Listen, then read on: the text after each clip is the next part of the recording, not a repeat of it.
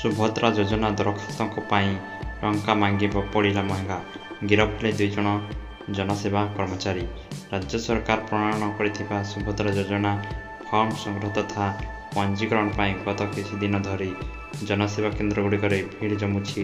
ରାଜ୍ୟ ମହିଳା ଶିଶୁ ବିକାଶ ବିଭାଗ ଡାଟାବେସ୍ରୁ ମିଳିଥିବା ତଥ୍ୟ ଅନୁଯାୟୀ ରାଜ୍ୟରେ ମଙ୍ଗଳବାର ସୁଦ୍ଧା 15 ଲକ୍ଷରୁ ଅଧିକ ଫର୍ମ ପଞ୍ଜୀକରଣ ହୋଇଛି।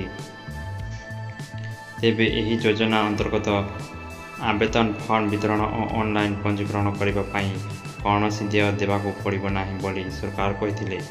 ମାତ୍ର କେତେକ ସ୍ଥାନରେ ଅଙ୍ଗନବାଡ଼ି କର୍ମୀ, ଜନସେବା କେନ୍ଦ୍ର ଓ ମୋ ସେବା କେନ୍ଦ୍ରରେ ଉଭୟ ଫର୍ମ ପାଇଁ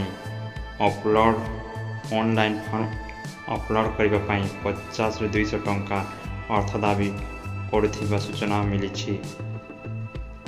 ଯେକୌଣସି ସ୍ଥାନରେ ସୁଭଦ୍ରା ଫର୍ମ ପାଇଁ ଅର୍ଥ ଦାବି କରାଯାଉଥିଲେ ସେଥିନିମନ୍ତେ ଦୃଢ଼ କାର୍ଯ୍ୟାନୁଷ୍ଠାନ ଗ୍ରହଣ କରାଯିବ ବିଭାଗ ପକ୍ଷରୁ ସୂଚନା ଦିଆଯାଇଥିଲା। ମନ୍ତ୍ରୀ କହିଥିଲେ, ସୁଭଦ୍ରା ଫର୍ମ ଓ ପଞ୍ଜୀକରଣ ପାଇଁ ଅର୍ଥ ଦାବି କଲେ କଡ଼ା କାର୍ଯ୍ୟାନୁଷ୍ଠାନ ନିଆଯିବ।